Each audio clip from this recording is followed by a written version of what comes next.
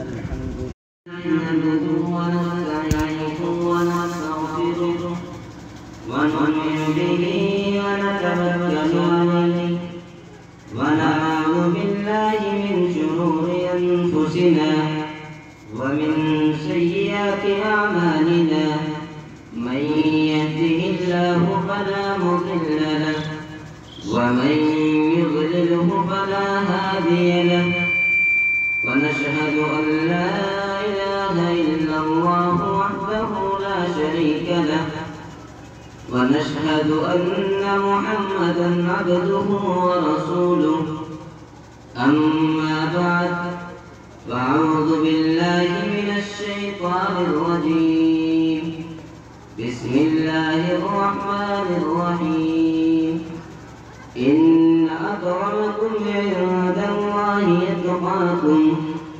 وقال تعالى وإذا الموءودة سئلت بأي ذنب قتلت صدق الله مولانا العلي العظيم وصدق على رسوله النبي الكريم ونحن على ذلك لمن الشاهدين والشاكرين والحمد لله رب العالمين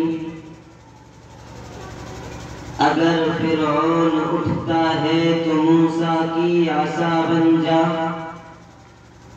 اگر فرعون اٹھتا ہے تو موسیٰ کی عصا بن جا زمانے کے لیے کچھ کر کہ انداز وفا بن جا کبھی خالد کبھی جرار سی جرأت پیدا کر کبھی خالد کبھی جرار سی جرأت پیدا کر کبھی صدیق سا عاشق کسی کا آسرا بن جا نبی کے عشق میں حسان سا ماحول پیدا کر نبی کے عشق میں حسان سا ماحول پیدا کر کبھی ایمان کی آتش میں عمر کا دبدبا بن جا تو اپنی ہر ایک صدا میں بلالی لحن پیدا کر تو اپنی ہر ایک صدا میں بلالی لحن پیدا کر علی کا جوش بن جا عثمان کی حیا بن جا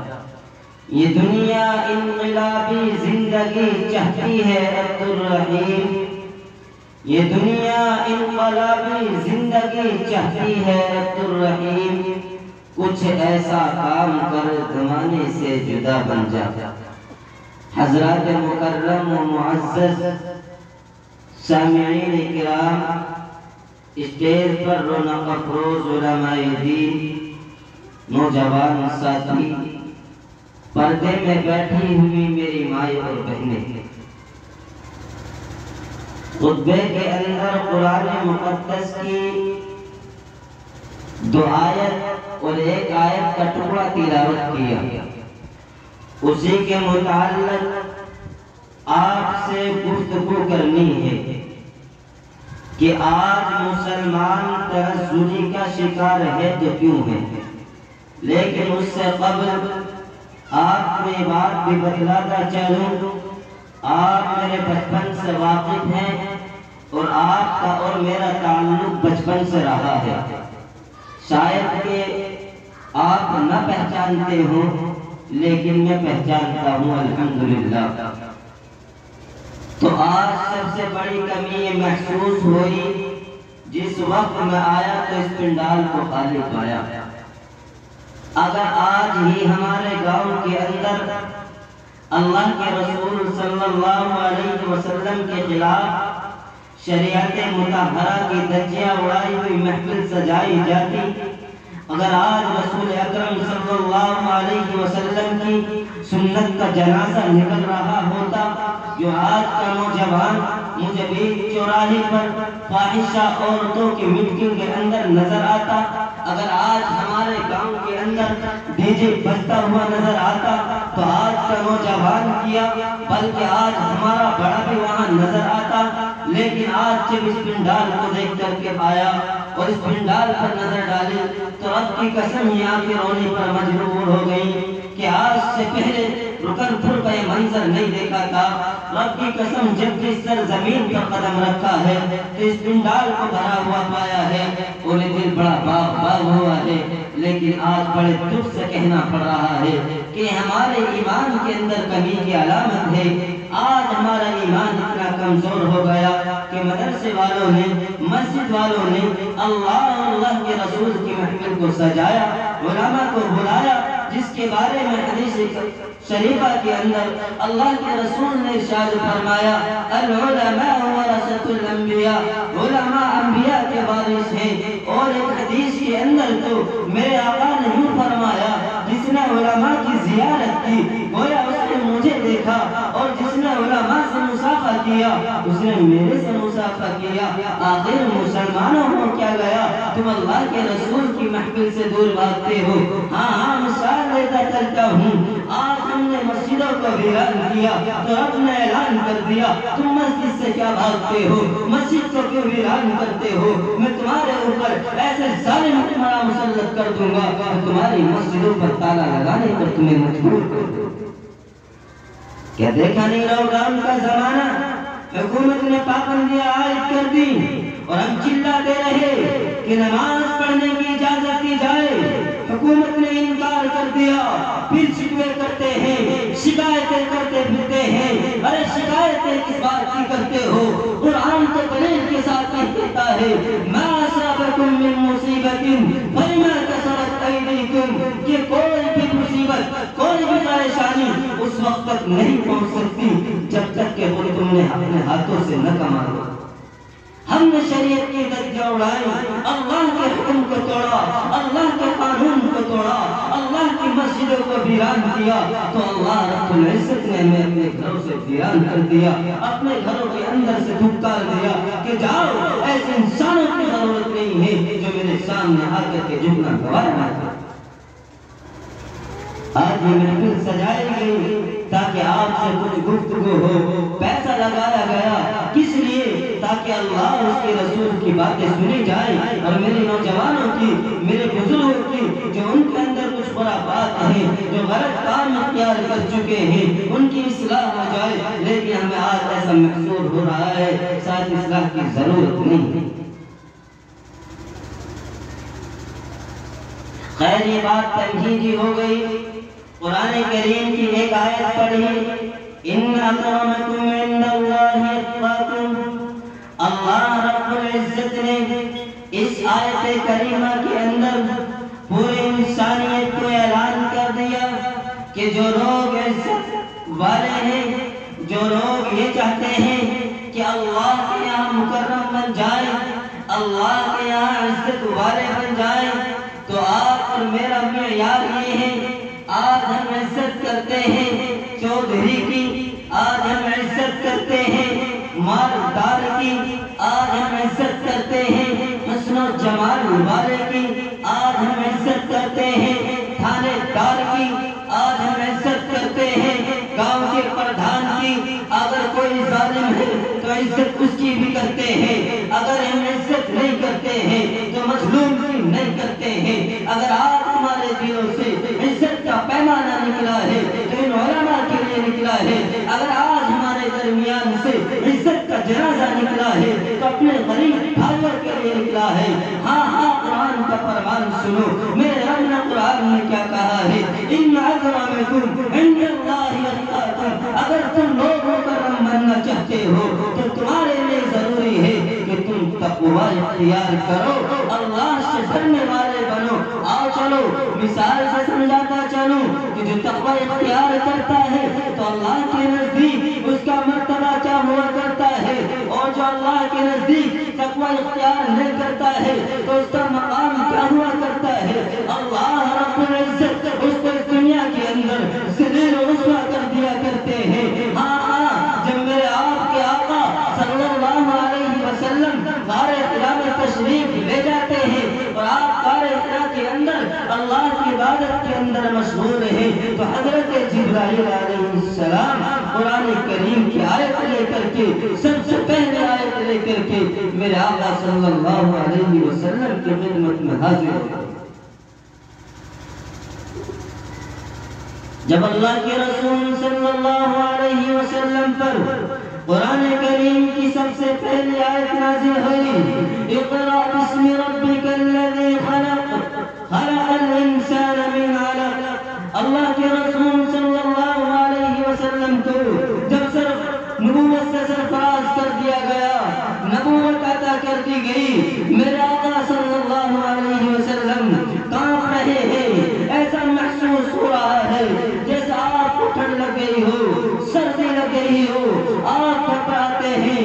حضرت خدیجہ الکبریٰ رضی اللہ تعالی عنہا نے اس منظر کو دیکھ کر کے کہا، میرے آقا مخاطب ہوئے، اے خدیجہ زنبلونی زنبلونی، اے خدیجہ مجھے چادر اڑا دیجئے، اے خدیجہ مجھے چادر اڑا دیجئے۔ حضرت خدیجہ الکبریٰ رضی اللہ تعالی عنہ نے کہا، اے میرے آقا کیا باتیں ہیں، اتنی کپکپاہٹ تاری کیوں ہے، اتنا خوف تاری کیوں ہے، آپ اتنا کیوں کانپ رہے ہو، کہیں سردی تو نہیں لگ گئی؟ میرے آقا صلی اللہ علیہ وسلم نے فرمایا، اے خدیجہ مجھے سردی نہیں لگی ہے، بلکہ مجھے ایسا محسوس ہو رہا ہے کہ نبوت کا تاج میرے سر پر رکھ دیا گیا ہے۔ نبوت کا کام اتنا آسان نہیں ہے کہ نبی ہر کسی کو بنا دیتا، ایسا نہیں ہے، بلکہ اللہ نے اس کو سنا ہے، جس کے بارے میں اللہ جانتے ہیں۔ اللہ انہ علیم بذات الصدور ہے، وہ دلوں کی باتوں کو جانتے ہیں کہ کون کس طرف جائے گا۔ انسان کے دل میں کوئی بات آتی نہیں، اس سے پہلے اللہ تعالی جانتے ہیں کہ انسان کے دل کے اندر کیا بات آنے والی ہے۔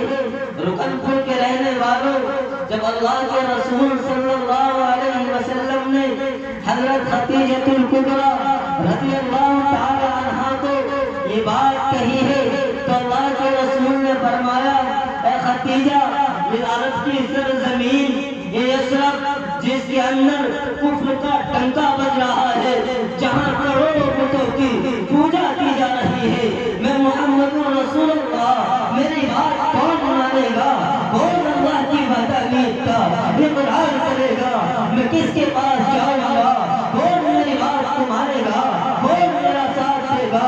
اللہ کے رسول اس بات کو کس سے بیان کر رہے ہیں؟ اپنی بیوی حضرت خدیجہ الکبریٰ رضی اللہ تعالی عنہا سے اس بات کو بیان کر رہے ہیں، اور کل کے رہنے والوں ابھی بیان کر رہے ہیں کہ اس عرب کی سرزمین پر جہاں کفر کا بول بالا ہے، کون میری بات کو مانے گا؟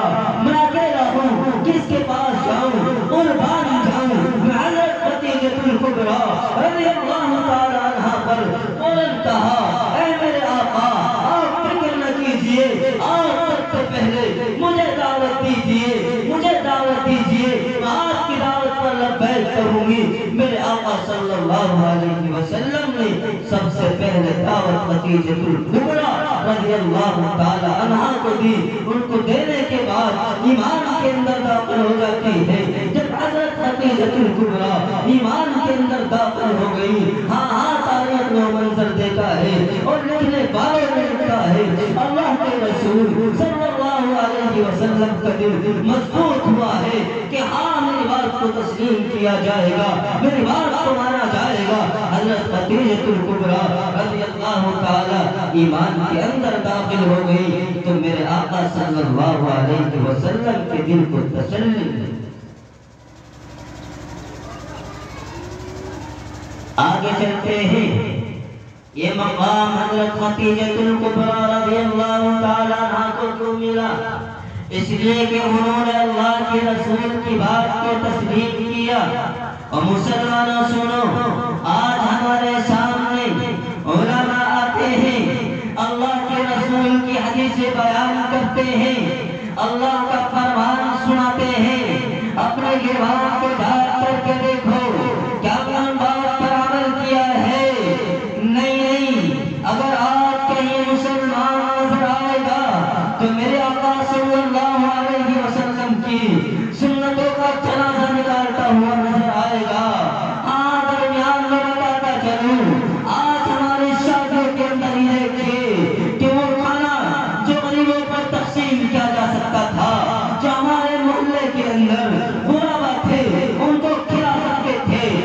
اس شادی کے اندر استادوں کو پیروں کے نیچے کچلا جاتا ہے، جبکہ میرے آقا کی سنت یہ ہے، اور بن کے کہتے رہنے والوں سنتے چلو، ایک صحابی رسول ہے جس کا نام حضرت حذیفہ ابن الیمان ہے، وہ صحابی رسول ہے، ایران کے اندر جا کر کے قیصر و کسریٰ کی سلطنت ہے، وہاں مذاکرے کے لیے گئے ہیں، اور جانے کے بعد مہمان نوازی کے لیے دسترخوان بچھا دیا جاتا ہے، طرح طرح کے کھانے پیش کر دیے جاتے ہیں، اور جب کھانا کھانے کے لیے بیٹھے ہیں حضرت حذیفہ ابن الیمان رضی اللہ تعالی عنہ جیسے ہی کھانا کھانا شروع کرتے ہیں تو ان کے ہاتھ سے لقمہ چھپ کر کے نیچے گر جاتا ہے۔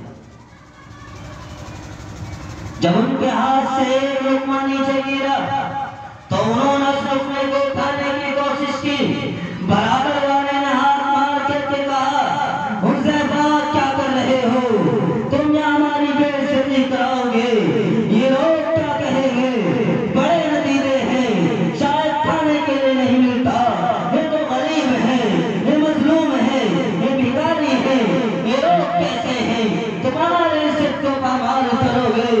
اور بن کے رہنے والوں، میرے رسول کے صحابی کا اس وقت کا جملہ تھا، کیا فرمان تھا، میرے آقا کے صحابی نے کیا فرمایا تھا، میرے آقا کے صحابی نے کہا تھا، اور سن لے اگر یہ کچھ بھی کہیں، انسان کچھ بھی مان لے، میں حضرت حذیفہ ابن الیمان رضی اللہ تعالیٰ نے کہا بِهَذِهِ الْحُمَقَاءِ کہ ان احمقوں کی وجہ سے، کہ ان ظالموں کی وجہ سے میں اپنے رسول اکرم صلی اللہ علیہ وسلم کی سنت کو چھوڑ دوں، ایسا نہیں ہو سکتا کہ ان ظالموں کی وجہ سے میں اپنے نبی کی سنت کو چھوڑ دوں۔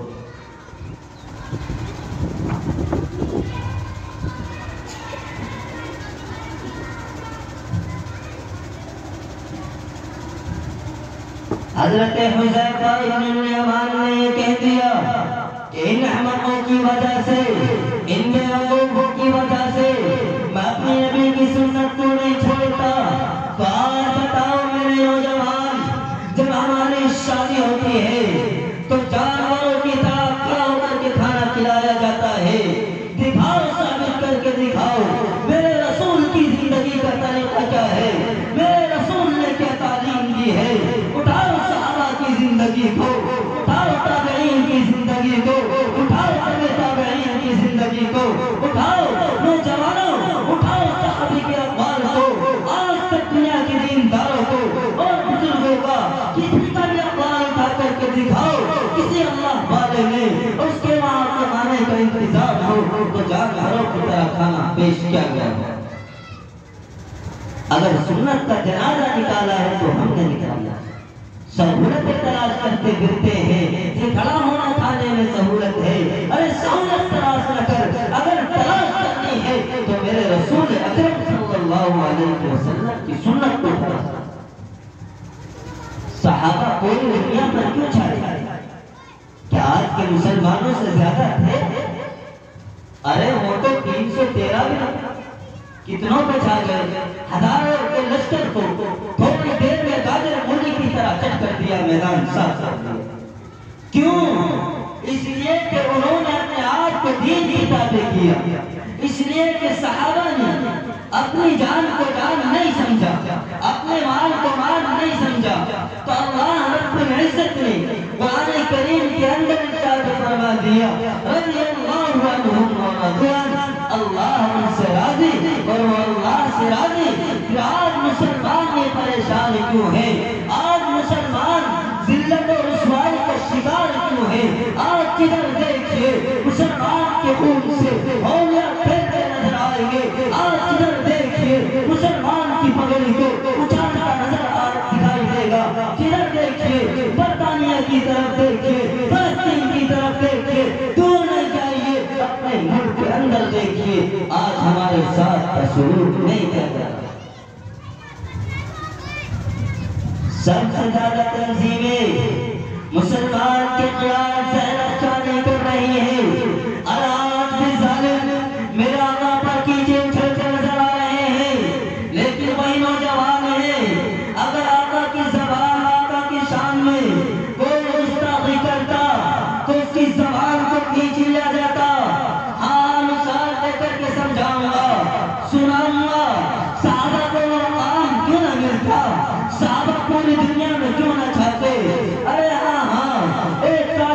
مشرک کافر نشرت ہے جو یہودیوں کا سردار ہے، اس نے اللہ کے رسول کی شان میں گستاخی کی ہے۔ اللہ کے رسول نے مسجد نبوی میں بیٹھ کر کے یہ اعلان کیا ہے کہ یہودیوں کا سردار ہے اور وہ تمہارے آقا کی شان میں گستاخی کرتا ہے اور تمہارے آقا کو گالیاں دیتا ہے۔ کون ہے جو اس کی گردن کو اڑاتا ہے؟ صحابہ موجود ہیں۔ اب ایک نابینا صحابی جو آنکھوں سے نابینا ہے، دیکھتا نہیں ہے، اللہ کے دربار میں ہاتھ اٹھا دیے، اے اللہ میدان بدر میں نہ جا سکا، احد کے میدان میں نہ جا سکا، اے اللہ میدان جھاگا نہ جا سکا، اے اللہ اس ظالم کا قتل میرے ہاتھ سے کرا دینا اور میرا نام بھی جہاد کے اندر لکھ دینا۔ اے اللہ میں آپ کے سامنے بھی مانگتا ہوں۔ ایک نابینا صحابی ہے، اس کا جذبہ یہ ہے، اس کا ایمان یہ کہتا ہے کہ رسول کی شان میں گستاخی کر دے تو ظالم کا سر قلم کر دیا جائے۔ مسلمانوں تمہاری غیرت کہاں چلی گئی، تمہاری ہمت کہاں ہو گئی؟ کوئی ظالم تیرے نبی کی شان میں گستاخی کرے، تیری آنکھ سے آنسو نہ نکلے، کہاں چلا جاتا ہے تیرا ایمان، کہاں چلی جاتی ہے تیری غیرت؟ اے وہ نابینا صحابی مسجد میں بیٹھ کر کے اللہ کے سامنے رو کر کے مانگتا ہے اور دعا مانگنے کے بعد اپنے گھر جا کر کے خنجر نکالتا ہے اور مدینہ المنورہ سے پاس کا گھر تلاش کرتا ہے، تلاش کرتا کرتا اس ظالم کے گھر پہنچ جاتا ہے۔ دربان چھپا ہوا ہے، دربان سے معلوم کرتا ہے کہ کعب بن اشرف کا گھر کون سا ہے۔ دربان کہتا ہے گھر تو یہی ہے۔ اب دربار نے سوچا یہ تو نابینا آدمی ہے، یہ کیا کرے گا، یہ تو حملہ نہیں کر سکتا۔ چنانچہ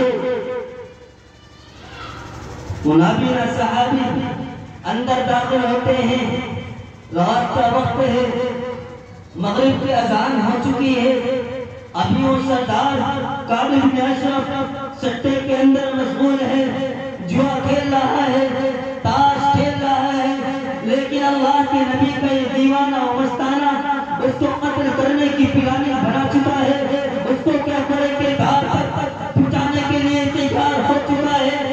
اب عشاء کے بعد جب وہ سٹا کھیل کر کے فارغ ہو گیا، اپنے بستر پہ جا کر کے لیٹ گیا، نیند کے اندر غرق ہو جاتا ہے، دھڑاکن کی آواز نکلنے لگتی ہے تو اللہ کے رسول صلی اللہ علیہ وسلم کو دیوانہ وہ مستانہ صحابی اپنے آستین سے ایک خنجر نکالتا ہے اور کعب بن اشرف کی طرف پھینکتا ہے تو اس کی چھاتی پہ جا کر کے لگتا ہے اور اس میں سے نابود کر دیتا ہے۔ ابھی وہیں کھڑے ہوئے ہیں کہ کہیں ایسا نہ ہو اللہ کے نبی کی شان میں گستاخی کرنے والا، اللہ کے نبی کی شان میں گالیاں دینے والا زندہ رہ جائے۔ چنانچہ دوسرا خنجر نکالتے ہیں اور اس کے مارتے ہیں، اس کو لگتا ہے ابھی اللہ کا وہ دیوانہ، اللہ کے نبی کا محبوب جاتا نہیں ہے، اس کے محل سے باہر نکل کر کے دیوار پہ بیٹھ جاتا ہے۔ دیوار پہ کیوں بیٹھتا ہے؟ مسلمانوں سننا، اوپر کے کانوں سے نہ سننا بلکہ دل کے کانوں سے سننا، اس لیے کہ دل کے کان سے جو بات سنی جائے گی اللہ اس پر عمل کی توفیق دیتا ہے۔ وہ صحابی رسول اللہ سے کتنی محبت کرتے ہوں گے، وہ صحابی رسول اللہ کے رسول سے کتنی محبت کرتے ہوں گے، ایمان سے کتنی محبت ہوگی، قرآن سے کتنی محبت ہوگی کہ ایک یہودی کے سردار کو قتل کر چکے ہیں، اس کے گھر کی دیوار پر بیٹھے ہوئے ہیں، رات کا پورا عرصہ گزر چکا ہے، صبح ہو چکی ہے، ایک یہودی نے، ایک منادی نے، آواز دینے والے نے یہ آواز لگائی ہے کہ اے یہودیوں تمہارا سردار کعب بن اشرف کو قتل کر دیا گیا ہے۔ جب اس صحابی رسول نے یہ آواز اپنے کان سے سنی ہے تو مجھے فوراً ہو گئے ہیں کہ اللہ کے نبی کے دشمن کو میں نے کیا کردار تک پہنچا دیا ہے، دیوار کے اوپر سے پہنچ جاتے ہیں، پیر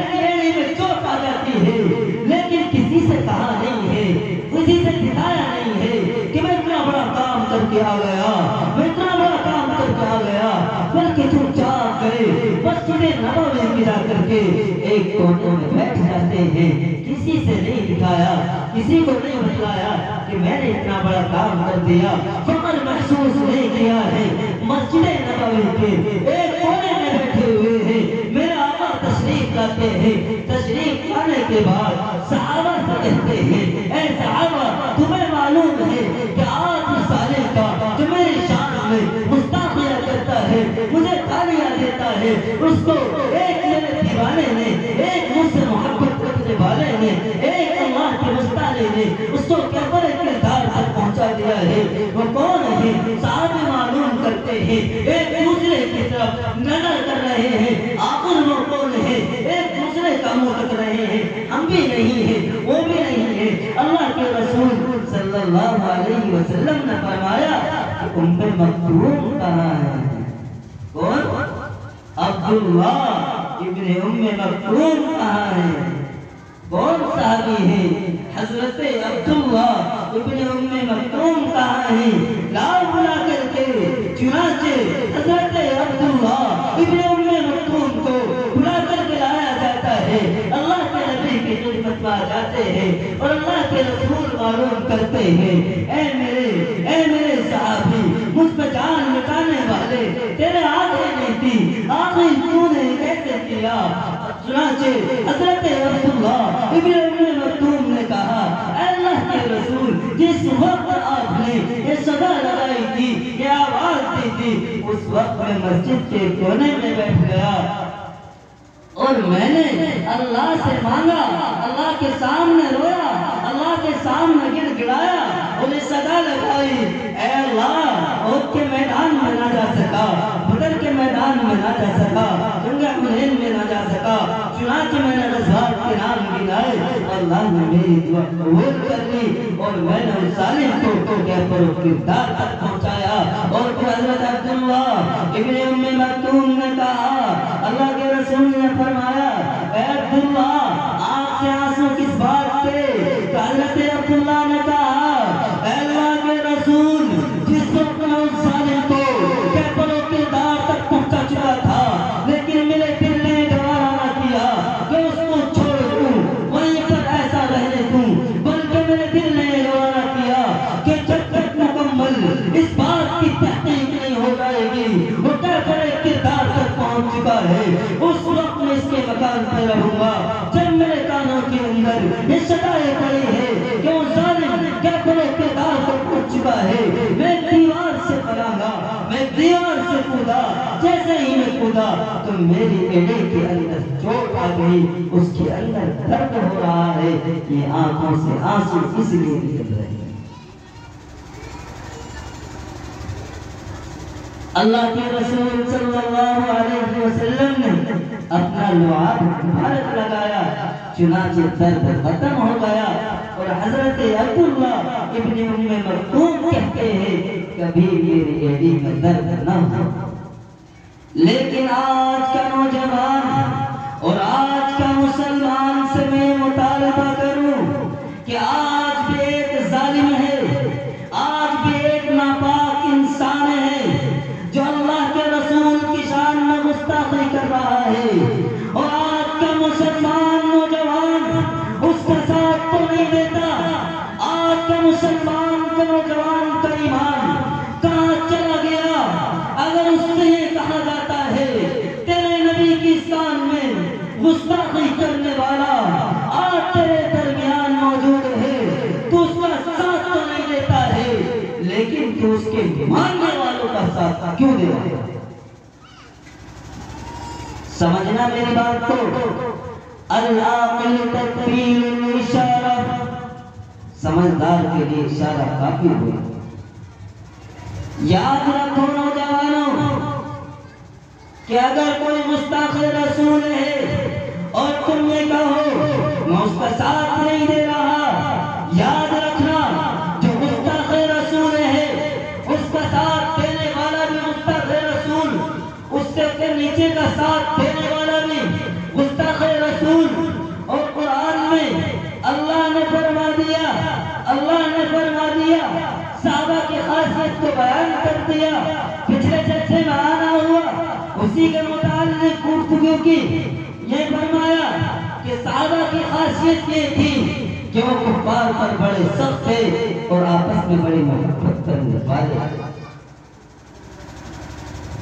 لیکن آج ہمارے عزتوں کا معیار یہ بن گیا، اگر کسی کے پاس کوئی عہدہ ہے تو اس کی عزت کریں گے، کسی کے پاس دولت ہے تو اس کی عزت کریں گے، اگر کسی کے پاس کوٹھی و بنگلہ ہے اس کی عزت کریں گے، اگر کسی کے پاس سرکاری نوکری ہے تو اس کی عزت کریں گے، اگر کوئی غریب ہے تو اس کی عبادت کو پامال کریں گے. میرا اللہ نے یہ نہیں فرمایا، میرا اللہ نے فرمایا ان اکرمکم عند اللہ اتقاکم، کہ جو مقرب بننا چاہتا ہے، جو عزت حاصل کرنا چاہتا ہے تو اس کے لیے ضروری ہے کہ وہ تقوی اختیار کرے. اور تقوی کس چیز کا نام ہے کہ اپنے آپ کو شریعت مطہرہ کے پابند بنا دے، اللہ کے قانون کے جو مطابق ہے اس کے اوپر عمل کرے. اگر کوئی شریعت کے اندر روگردانی کرے، شریعت کے خلاف ہوئے، اس کی آنکھوں کو نکال لیا جائے. اگر ہماری شریعت کی طرف نظریں اٹھا کر کے دیکھیں، اس کی آنکھوں کو نوچ لیا جائے، ہاتھ اٹھائے ہاتھ کو کاٹ لیا جائے، زبان چلائے زبان کو کاٹ لیا جائے، یہ ہمارے ایمان کی مضبوط ہونے کی علامت. یہ نہیں ہے کہ آج ہمارے تک یہ بات پہنچے لیکن ہم اتنا بھی نہ کر سکے کہ اپنوں سے گھر سے باہر نکلتے، سڑک پر جاتے اور ایک مظاہرہ کرتے اور جا کر کے تھانے میں ایک تحریر دیتے کہ ایک ظالم نے، ایک ناپاک انسان نے میرے آقا کی شان میں گستاخی کی ہے، اس کو گرفتار کیا جائے. آج مسلمانوں ہو کیا گیا ہے، کدھر چلے جائے اس کی امت مسلمہ؟ کیا آج علماء تمہارے درمیان جو آج آ رہے ہیں اور تمہیں ایک ہونے کی کوشش کر رہے ہیں، ورنہ وہ دن دور نہیں ہے جو اردوس کے اندر مسلمانوں پر آیا ہے، بغداد کے اندر مسلمانوں پر آیا ہے. تاریخ اٹھا کر کے پڑھیے، جب تاریخ اٹھا کر کے پڑھتے ہیں تو یہ آنسو خون کے آنسو لگتے ہیں، یہ دل ایک پگھل جاتا ہے، یہ دل کی آہ لگتی ہے. جب قلم سے لکھنے کی کوشش کرتے ہیں قلم لکھتا ہوا ڈگمگاتا ہے. تو بات یہ چل رہی تھی کہ جس نے شریعت مطہرہ پر عمل کیا ہے تو اللہ نے اس کو عزت سے نوازا ہے. ارے حضرت عبداللہ ابن ام مکتوم کو اللہ نے عزت سے کیسا نوازا ہے. اللہ کے نبی نے ان کا مقام کیا فرمایا؟ اللہ نے قرآن میں فرما دیا رضی اللہ عنہم ورضوا عنہ. مسلمانوں کیوں؟ اس لیے کہ انہوں نے اپنے آپ کو دین کے تابع کر دیا تھا، شریعت کے تابع کر دیا تھا. انہوں نے نفس کو کچل کر کے رکھ دیا تھا، عورتوں کو بیوہ کو کرنا گوارا کیا، بچوں کو یتیم کرنا تو گوارا کیا، لیکن شریعت کی دھجیاں نہیں اڑائی. رسول اکرم صلی اللہ علیہ وسلم کی سنتوں کا جنازہ نکل گیا. سوچو آج مسلمان کس دہانے پہ پہنچا ہے. اب بات ہو گئی عزت کے معیار کی کہ ایک طرف خدیجہ الکبریٰ رضی اللہ تعالی عنہا، انہوں نے اللہ اور اللہ کے رسول کی بات مانی تو اللہ نے کامیابی سے سرفراز کیا. اب وہ بھی بتاتا چلو اگر کوئی اللہ کے قانون کو توڑے گا، رسول اکرم صلی اللہ علیہ وسلم کی سنت سے منہ موڑے گا، رسول کی نافرمانی کرے گا تو اس کا مقام کیا ہوگا؟ ہاں شریعت کے اندر یہ نہیں دیکھا جائے گا کہ رسول کے خاندان کا ہے، رسول کے خاندان کا ہے، رسول کا سگا چچا ہے یا رسول کا بھائی ہے یا رسول کا والد ہے، یہ نہیں دیکھا جائے گا، بلکہ یہ دیکھا جائے گا کہ اللہ کے قانون کو مانتا بھی ہے یا نہیں مانتا، اللہ کی وحدانیت کو تسلیم کرتا ہے یا نہیں کرتا ہے. جب میرا آقا صلی اللہ علیہ وسلم کو نبوت سے سرفراز کرتا کیا اور اللہ کے رسول نے اپنے خاندان والوں کو ایک پہاڑ کی جانب کھڑے ہو کر کے بلایا ہے اور بلانے کے بعد یہ پیغام دیا ہے قولوا لا الہ الا اللہ تفلحون. اے میرے خاندان والوں، اے میرے قبیلے والوں،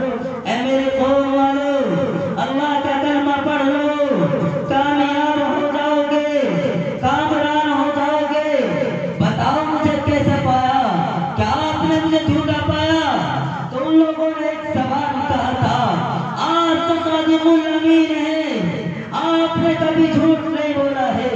تو میرے آقا نے فرمایا کہ ایک اللہ کو مان لو، ان بتوں کی پوجا کرنا چھوڑ دو، اپنے آپ کو جہنم کی آگ سے بچاؤ، ایک اللہ کی پرستش کرو، ایک اللہ کے سامنے جھکو، مجھ کو اللہ کا پیغمبر تسلیم کرو، میری رسالت کا اقرار کرو۔ ان لوگوں نے کیا کہا؟